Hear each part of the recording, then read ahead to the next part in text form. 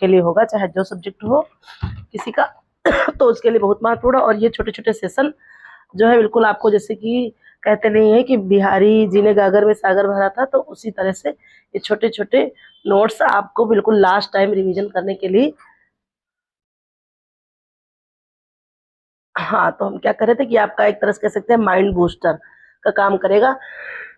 फटाफट रिवीजन देखिए जो है आप लोगों को करना क्या है कि बिल्कुल बस लास्ट टाइम प्लेलिस्ट उठाइए, कहीं लिखने कोई जरूरत नहीं है, इसीलिए हम सबकी प्लेलिस्ट डाल देंगे। आप लास्ट टाइम खोलिए, बस फटाफट सारी जो है स्पीड बढ़ा के सुन लीजिएगा, बस आपका जो है काम हो जाएगा। ठीक है, तो चलिए हम पढ़ते हैं मौर्य वंश।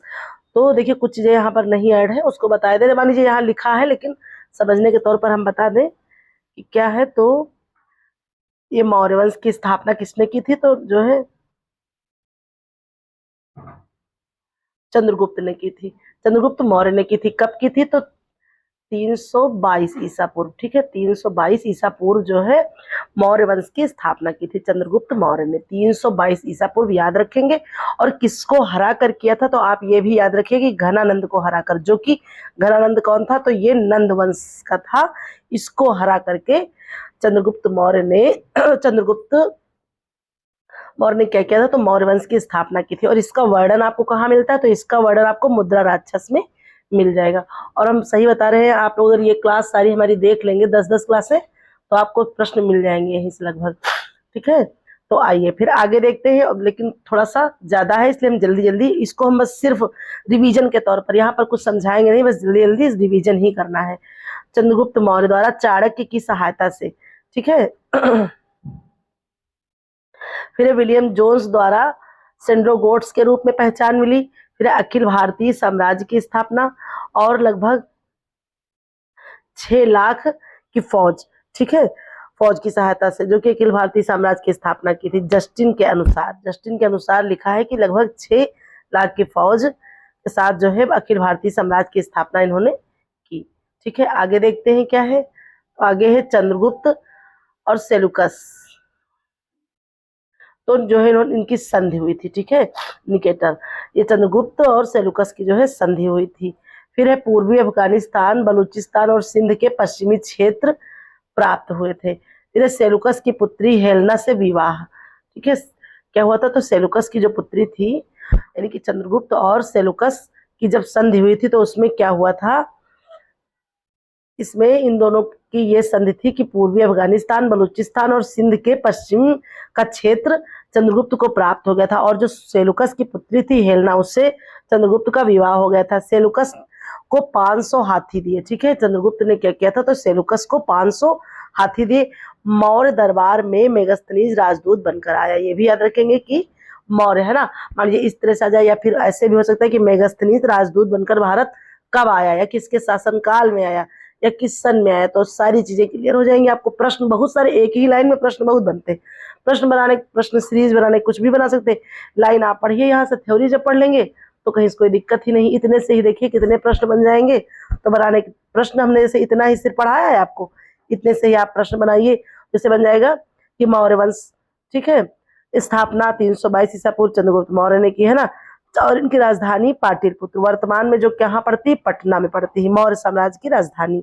ठीक है, मुख्यमंत्री कौन था? तो चाणक्य था, जैसे आपने ऊपर देखा है। यहाँ पर ये देखिए क्या है, ये देखिए यहाँ पर चंद्रगुप्त मौर्य द्वारा चाणक्य की सहायता। चाणक्य जो है, तो इन्होंने क्या किया था? इसको जो है मुख्यमंत्री बनाया था। ये वही चाणक्य है, कौटिल्य है, और इन्हीं का एक अन्य नाम प्रसिद्ध है, विष्णुगुप्त। ठीक है, विष्णुगुप्त के नाम से प्रसिद्ध है। और इनकी बहुत ही ज्यादा मतलब कहानियां, और जो कहानियां वो उस तरह से कहानियां नहीं, एक प्रकार से कह सकते पूरा ज्ञान का सार उसमें रहता था, वो चीजें संकलित हैं।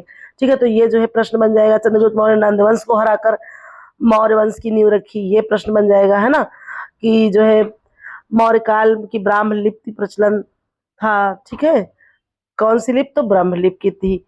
इसी तरह से जो है अशोक के काल में मौर्य साम्राज्य अफगानिस्तान से लौटकर कर्नाटक तक फैला।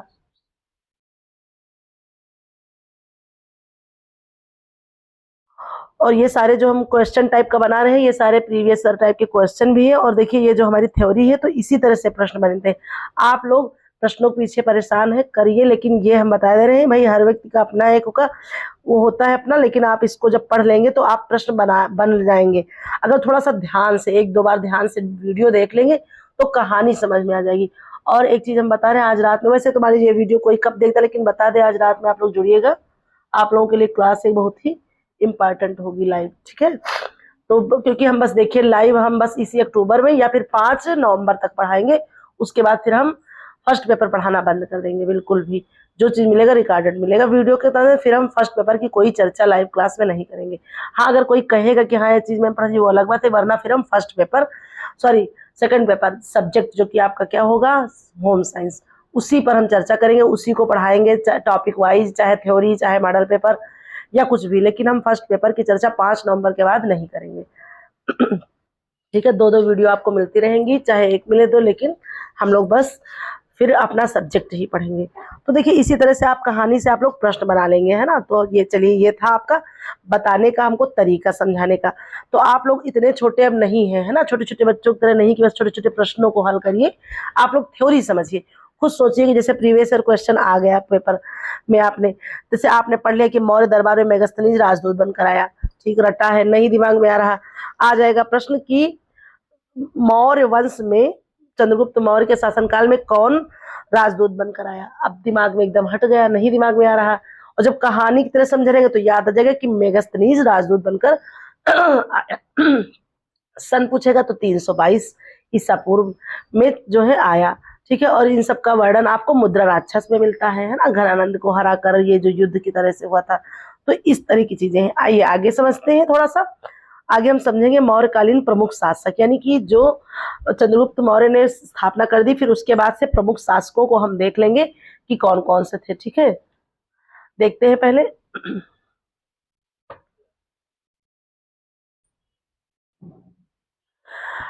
बिंदुसार, ठीक है, चंद्रगुप्त मौर्य का पुत्र था बिंदुसार, 298 से लेकर के 273 ईसा पूर्व तक। ये जो है अमित्रचेट्स या अमित्रघात यूनानियों के द्वारा शत्रुओं का नाश करने वाला व्यक्ति था, ठीक है। फिर है सीरिया के शासक एंटियोकस ने डायमेकस नामक राजदूत भेजा था, ये याद रखेंगे। वैसे कुछ चीजें बहुत ज्यादा डिफ्ट में हुई है, लेकिन जो है पूरी चीजें कहानी की तरह याद रखेंगे। मित्र के शासक टॉलेमी फिलाडेल्फस ने डायनोसिस नामक राजदूत भेजा, ठीक है। फिर तक्षशिला में 2 बार विद्रोह दिव्यवादन के अनुसार, ठीक है, यानी कि तक्षशिला में उससे पहले भी 2 बार विद्रोह हुआ था, कब, दिव्यवादन के अनुसार। इसमें देख लेते हैं क्या है, 2 बार जो आपके हुआ था विद्रोह, वो कब कब हुआ था, एक जो है किसके माध्यम से। तो देखिए पहली बार अशोक के समय, दूसरी बार सुसीम को दमन करने के लिए भेजा, ठीक है, पहली बार अशोक को, फिर दूसरी बार सुसीम को दमन करने के लिए। फिर है आजीवक संप्रदाय का अनुयायी तथा संरक्षक, 500 सदस्यों की मंत्रिपरिषद, प्रमुख खलनाटक। फिर आगे देखते हैं अशोक, यानी कि बिंदुसार के बाद कौन बना, तो अशोक। अशोक की बारी आती है 273 से 232 ईसा पूर्व। 273 ईसा पूर्व में सत्ता प्राप्त की थी अशोक ने, ठीक है। राज्याभिषेक 269 ईसा पूर्व, 4 वर्षों तक सत्ता के लिए संघर्ष किया था, ठीक है। अशोक ने 4 वर्षों तक लगातार सत्ता के लिए संघर्ष किया था, तब जाकर के उनको ये राज्याभिषेक या राजगद्दी मिली थी। फिर पहला भारतीय राजा जिसने अभिलेखों के द्वारा राजा को संबोधित किया, ठीक है, यानी कि ये जो अशोक था पहला राजा था जिसने क्या किया था, अभिलेखों के द्वारा प्रजा को संबोधित किया। राजा नहीं हुआ, यहाँ पर प्रजा को संबोधित किया उसने। और जो वो अभिलेख होते थे वो उनकी लिपि कौन सी होती थी, तो ब्राह्मी लिपि होती थी, भाषा प्राकृत, ठीक है। भाषा कौन सी होती थी, अभिलेखों की बहुत सी चीजें अभी पढ़ी भी नहीं जा चुकी है और कुछ चीजों को जो है पहचाना जा सका है, तो वहां पर भाषा आपकी प्राकृत मिलती थी और लिपि ब्राह्मी हुआ करती थी। आइए कुछ अन्य चीजों को भी देख लेते हैं, कुछ अन्य चीजें। मौर्य वंश की राजधानी के स्रोत देख लेते हैं। मौर्य वंश 322 ईसा पूर्व से लेकर के जो है 185 ईसा पूर्व। देखिए ये याद रखेंगे कि पहले क्या होता था, तो उल्टे चलता था, ठीक है। फिर देखिए साहित्यिक साक्ष्य बौद्ध एवं जैन ग्रंथ के अनुसार, तो बौद्ध के अनुसार देख लेंगे, जैन ग्रंथ के अनुसार भी देख लेंगे, दोनों का अलग अलग है, ठीक है। तो देखिए बौद्ध धर्म के अनुसार दिव्यवादन, जैसे भी हमने बताया कि दिव्यवादन के समय क्या हुआ था, तो जो है विद्रोह हुआ था। तो यहाँ पर दीपवंश, महावंश, सिंघली वृत्तांत, और इसी में अर्थशास्त्र या जिसकी जो है रचना किसने की थी, कौटिल्य, चाणक्य, विष्णुगुप्त। देखिए तीनों नाम यहाँ पर मिल गए। और जैन ग्रंथ के अनुसार कल्पसूत्र या कह सकते हैं परिशिष्ट पर्वन, ठीक है, इन सब में जो है मिले हैं मौर्य वंश की जानकारी के स्रोत। बात ये यहाँ पर समझना है आपको कि मौर्य वंश की जानकारी के स्रोत कहाँ से मिले हैं, तो बौद्ध धर्म में भी, जैन धर्म में भी। आगे देखते हैं क्या है। और जो इनकी और एक अन्य रचना क्या है, तो भारत का मैकियावेली कहा जाता था इनको। किसको, चाणक्य को, विष्णुगुप्त को, कौटिल्य को। तीनों नाम एक ही है, याद रखेंगे। इनको भारत का मैकियावेली कहा जाता था। मुद्रा राक्षस के लेखक विशाखादत्त, गुप्त साम्राज्य की लिखित पुस्तक, ठीक है, पुराण। फिर इसके बाद है अहनानूर व पुरनानूर, तमिल ग्रंथ है ये कि चंद्रगुप्त की दक्षिण भारत विजय के बारे में इसमें वर्णन है। फिर है परिशिष्ट पर्वन, ये हेमचंद्र का लिखा हुआ है। फिर है वृहत कथा मंजरी, इसके लेखक कौन है, क्षेमेंद्र है। फिर है कथा सरित सागर, इसके लेखक कौन है, सोमदेव, ठीक है।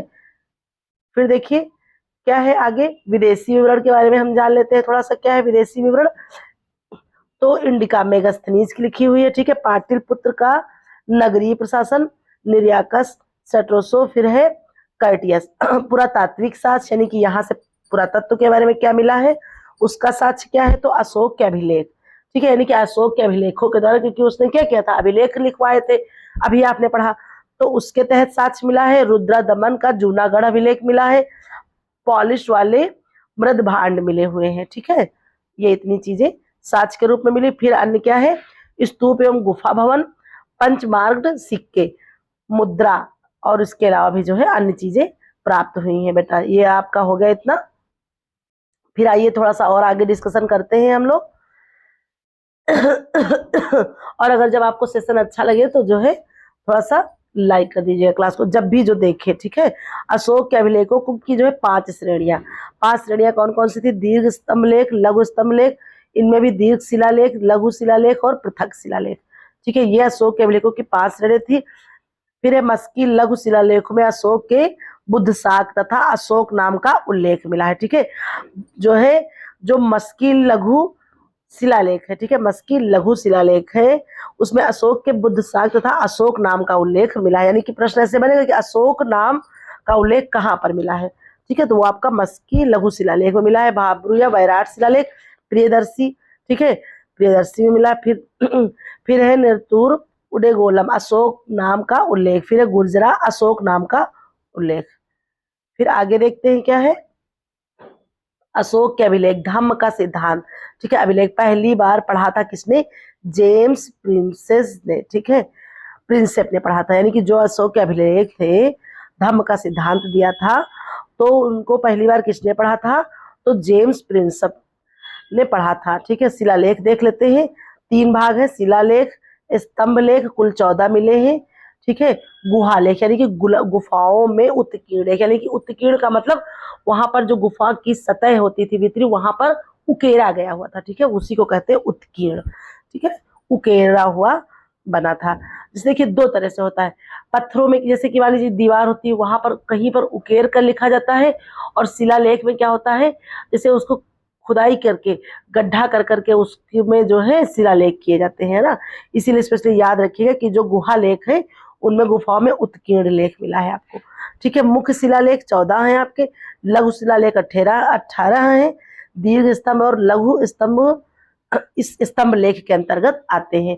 अशोक के लघु शिलालेख यहाँ पर आएंगे, और 14 वृहत शिलालेख, इनका वर्णन यहाँ पर देखिए दिया हुआ है। इसको बस बहुत ज्यादा नहीं पढ़ना है, ऐसे ही देख लेना है अपने हिसाब से, ठीक है। यहाँ पर देखिए दिया हुआ है, इसको आप लोग पढ़ लीजिएगा। यहाँ पर देखिए इतना सारा दिया हुआ है, बहुत आराम से आप लोगों को देखना है। 14 वृहत शिलालेख और अशोक के लघु शिलालेख, इनको आप लोग देख लीजिएगा, ठीक है।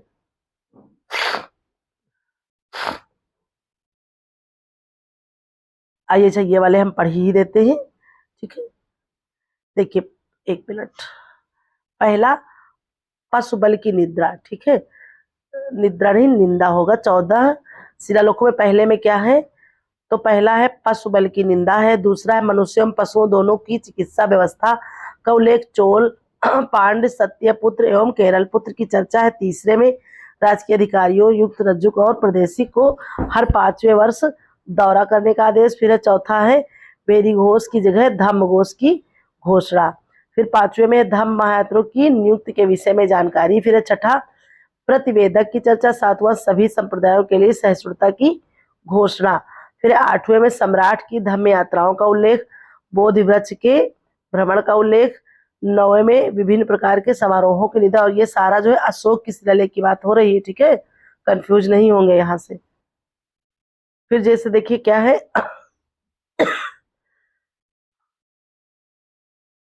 नौवें में क्या है विभिन्न प्रकार के समारोहों की निंदा। दसवें में है ख्यात एवं गौरव की निंदा तथा धम्म नीति की श्रेष्ठता पर बल। फिर है 11वां धम्म नीति की व्यवस्था। 12वां है सर्वधर्म संभाव एवं स्त्री महामात्र की चर्चा, ठीक है। 13वें में है कलिंग युद्ध का वर्णन। ये आपके लिए इंपॉर्टेंट हो जाता है, ठीक है। कलिंग युद्ध का वर्णन कहाँ मिलता है? तो 13वें शिलालेख में आपको मिलेगा, ठीक है। पड़ोसी राज्यों का वर्णन, अपराध करने वाली आठवीं जातियों का भी उल्लेख इसी 13वें जो है शिलालेख में मिलता है। फिर 14वें में क्या है, ये भी इंपॉर्टेंट है, अशोक ने जनता को धार्मिक जीवन व्यतीत करने के लिए प्रेरित किया। इस तरह से देखिए आपका क्या ये हो जाता है, तो ये आपका हो गया, ठीक है। फिर आइए आगे देख लेते हैं। बाकी लघु को आप लोग देख लीजिएगा अपने हिसाब से, अगर पढ़ना होगा तो। नहीं, बहुत ज्यादा इंपॉर्टेंट नहीं है। ये जो 14 व्रात थे उनको हमने पढ़ दिया। फिर देखते हैं क्या है अशोक का कलिंग युद्ध एवं धम्म नीति। कलिंग युद्ध 261 ईसा पूर्व, राज्याभिषेक के 8 वर्ष पश्चात, ठीक है। 1 लाख लोगों की मृत्यु हुई थी, 1.50 लाख बंदी बनाए गए थे, यानी कि मृत्यु 1 लाख की और 1.5 लाख के करीब बंदी बने थे। भेरी घोष के स्थान पर धम्म घोष की नीति अपनाई गई थी। भेरी घोष में क्या होता था? भौतिक विजय की नीति का त्याग। धम्म घोष में सांस्कृतिक विजय पाने की नीति होती थी। और फिर देखिए तीसरी बौद्ध संगीत का आयोजन भी हुआ था। तो ये कहाँ पर हुआ था? पाटिलपुत्र, ठीक है, याद रखेंगे कहाँ पर हुआ था, तो पाटिलपुत्र में हुआ था, ठीक है। अध्यक्ष मोगिल पुत्तिस, ठीक है, मोगिल पुत्तिस अध्यक्ष थे। कार्य अभिधम्म पिटक का संकलन। याद रखेंगे तीसरी बौद्ध संगीत का आयोजन पाटिलपुत्र में हुआ था सन 251 ईसा पूर्व में। अध्यक्ष मोगिल पुत्तिस थे। कार्य इनका अभिधम्म पिटक का संकलन करना था। बौद्ध धर्म के प्रचार के लिए धर्म प्रचारक भेजे। अशोक ने ही क्या किया था? अपने पुत्र और पुत्री, पुत्र कौन था? महेंद्र, और पुत्री संघमित्रा को श्रीलंका भेजा प्रचार के लिए। महामात्र नामक अधिकारी की नियुक्ति की थी, ठीक है। प्रचार में महामात्र नामक अधिकारी की नियुक्ति करके अपने पुत्र और पुत्री को इन्होंने श्रीलंका भेजा। 13वें शिलालेख में जैसे अभी हमने ऊपर बताया 5 यवन राजाओं का उल्लेख है जहां उसने धर्म प्रचार भेजे, ठीक है।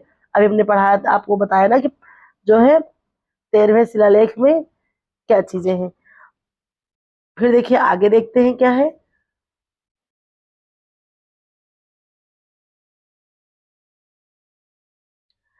मौर्यकालीन प्रशासनिक व्यवस्था। राजा शीर्ष पर होता था, धर्म प्रवर्तक, सामाजिक व्यवस्था का संचालक कौटिल्य नगर शीर्ष अधिकारी, तीर्थ विभाग। अर्थशास्त्र में 18 तीर्थों का वर्णन है। नगद वेतन मंत्री, पुरोहित, सेनापति तथा युवराज आदि, ठीक है। संदेशवाहक संपूर्ण अधिकारी होते थे। एक स्थान से दूसरे स्थान पर घूमना उनका कार्य होता था। अधिकारियों के कार्यों पर दृष्टि रखना होता था। और अधिकारी जो अन्य होते थे सन्निधाता और कोषाध्यक्ष, ठीक है। ये समाहर्ता या कह सकते हैं समाहर्ता कर संग्राहक थे, यानी कि कर को संग्रह करते थे। कौन? समाहर्ता। फिर साम्राज्य 5 बड़े प्रांतों में विभक्त था। देख लेते हैं कौन से 5 बड़े प्रांत थे। ये देख लीजिए, अवंती, प्राची, कलिंग, दक्षिणापथ और उत्तरपथ। ये 5 बड़े साम्राज्य थे। यहां से ये देख लेते हैं। कौटिल्य द्वारा सप्तांग सिद्धांत, ठीक है, प्रशासन को नियंत्रित करने के लिए 7 तत्व, ठीक है। राजा राजा स्वामी तथा सचिव अमात्य कहते थे उसको, ठीक है। राजा को स्वामी, सचिव को अमात्य, क्षेत्र को जनपद, किला को दुर्ग, खजाना को कोष, सेना को दंड, मित्र को मित्र कहा जाता था, ठीक है। फिर आइए आगे यहां से देखते हैं क्या है। न्याय प्रशासन, न्यायालय, फौजदारी, प्रदेश, कंटक शोधन, फिर है दीवानी, व्यवहारिक, धर्मस्थली या फिर धर्मस्थली, जिला न्यायालय, रज्जुक, गोपा, हिसाब का लेखाकार हुआ करता था। फिर है अचपटलाध्यक्ष, महालेखाकार, नगरक, शहर प्रशासन के लिए, शीताध्यक्ष, राजकीय कृषि विभाग का अध्यक्ष हुआ करता था। ठीक है। प्रांतीय प्रशासन प्रांत, मंडल, जिले, विषय और ग्राम। फिर यहाँ पर देखते हैं विधि के 4 स्रोत कौटिल्य के अनुसार: धर्म, व्यवहार, चरित्र और राजता। संस्था अध्यक्ष व्यापारिक मार्गों का अध्यक्ष, नवाध्यक्ष जहाजों का हिसाब करता था। ठीक है। शुल्काध्यक्ष व्यापार कर वसूल करने वाले का अध्यक्ष, और धम्म महावात्य करता था धर्म के पालन की जांच के लिए इनकी स्थापना होती थी या इनको जो है नियुक्त करते थे। फिर अश्वाध्यक्ष घुड़सवार या सेना का अधिकारी कहलाता था। इसमें जो आपने देखा था क्या, प्रांतीय प्रशासन प्रांत, मंडल, जिले, विषय और ग्राम। तो ग्राम सबसे छोटी इकाई, प्रधान ग्रामिका या ग्रामिका, और जिला में क्या होता था, अधिकारी, प्रादेशिक रज्जुक या युक्तक उनको कहा जाता था। ठीक है। फिर ये लास्ट में थोड़ा सा बचा है, इसको भी देख लेते हैं।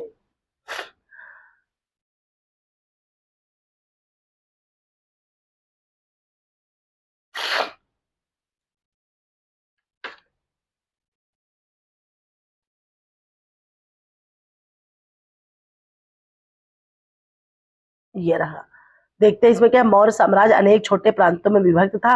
प्रत्येक प्रांत एक एक कुमार या आर्यपुत्र के अधीन था। ठीक है।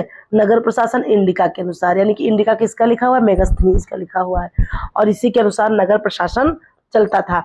मेगस्थनीज द्वारा पाटलिपुत्र के प्रशासन का वर्णन किया गया है। ध्यान से यहाँ पर पढ़िएगा, ये वाला पेज आपका इम्पोर्टेंट है। ठीक है। यहाँ पर जो प्रश्न होने की संभावना ज्यादा। ठीक है। तो नगर प्रशासन किसके अनुसार, इंडिका के अनुसार, और इंडिका किसके लेखक कौन थे, मेगस्थनीज। ठीक है। मेगस्थनीज द्वारा पाटलिपुत्र के प्रशासन का वर्णन है। और देखिए कहाँ कहाँ पर, तो एंट्रोनोमोई नगर का प्रमुख कहलाता था, एग्रोनोमोई जिले का अधिकारी होता था। ये याद रखेंगे। नगर प्रशासन 30 सदस्यों के समूह द्वारा चलता था, और जिसमें 6 समितियां होती थी। प्रत्येक समिति में 5 सदस्य होते थे। ठीक है। प्रत्येक समिति में 5 सदस्य होते थे। सैन्य प्रशासन सैनिक छावनियों को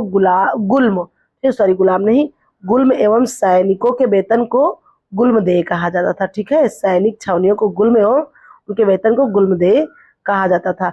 यहाँ पर देख लेते हैं प्राच्य प्रदेश यानी कि पाटलिपुत्र। ठीक है। दक्षिणापथ सुवर्णगिरी के नाम से कलिंग तोसल कहा जाता था। ठीक है। उत्तरापथ तक्षशिला अवंती उज्जैनी को कहा जाता था। ये उनके पाटलिपुत्र के जो है। फिर यहाँ से देख लेते हैं कार्य समिति और उनके कार्य। प्रथम समिति जल सेना की व्यवस्था, द्वितीय समिति यातायात की व्यवस्था, तृतीय पैदल सैनिकों की देखरेख, चतुर्थ अश्वारोही सेना की देखरेख, पंचम गज सेना की देखरेख, छठी रथ सेना की देखरेख।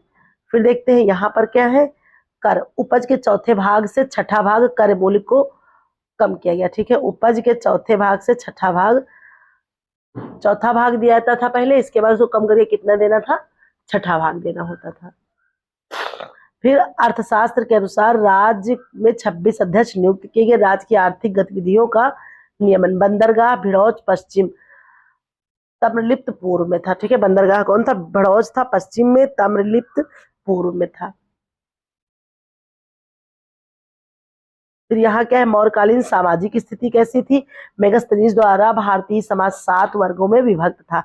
कौन कौन से थे वो 7 वर्ग। ठीक है। मौर्यकालीन सामाजिक स्थिति कैसी हुआ करती थी, तो मेगस्थनीज द्वारा भारतीय समाज की 7 वर्गों में विभक्त थी। दार्शनिक होते थे, किसान, अहीर या ग्वाले होते थे, सैनिक, कारीगर, शिल्पी, निरीक्षक और सभासद। ठीक है। सभासद होते थे, सभासद। फिर इसके बाद कौटिल्य द्वारा अर्थशास्त्र में क्या क्या वर्णन है। मौर्यकालीन समाज में अनेक वर्ण संकर जातियों का उल्लेख, अम्बष्ट, निषाद, मगध, सूत और रेड़, ये जो है अर्थशास्त्र में कौटिल्य के द्वारा रचित जो है वर्ण है। फिर देखते हैं स्त्रियों को पुनर्विवाह एवं नियोग की अनुमति थी। ठीक है। फिर है सम्रांत घर की स्त्रियां घर में ही रहती थी। कौटिल्य के अनिष्कासनी कहा। ठीक है। कौटिल्य ने अनिष्कासनी कहा था इनको। फिर है मेगस्थनीज एवं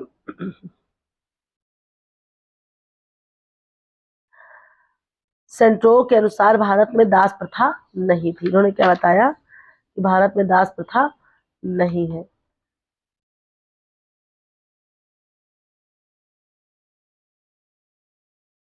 फिर देखते हैं क्या है, मेगस्थनीज एवं सेंट्रो के अनुसार, याद रखेंगे भारत में दास प्रथा नहीं, किसके अनुसार, मेगस्थनीज एवं सेंट्रो के अनुसार। फिर यहाँ से कुछ एक चीज और है, अलेक्जेंडर कनिंघम ने 1877 में अशोक के शिलालेखों के संग्रह को प्रकाशित किया। ये यहाँ से इंपॉर्टेंट हो जाता है, ठीक है। अशोक के शिलालेखों को किसने प्रकाशित किया?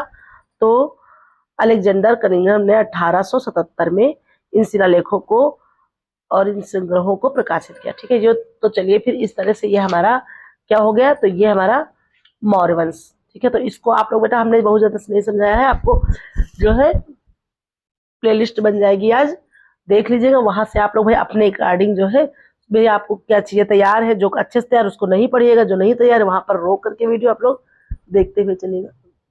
चलिए फिर मिलते हैं नेक्स्ट वीडियो में, बहुत बहुत धन्यवाद।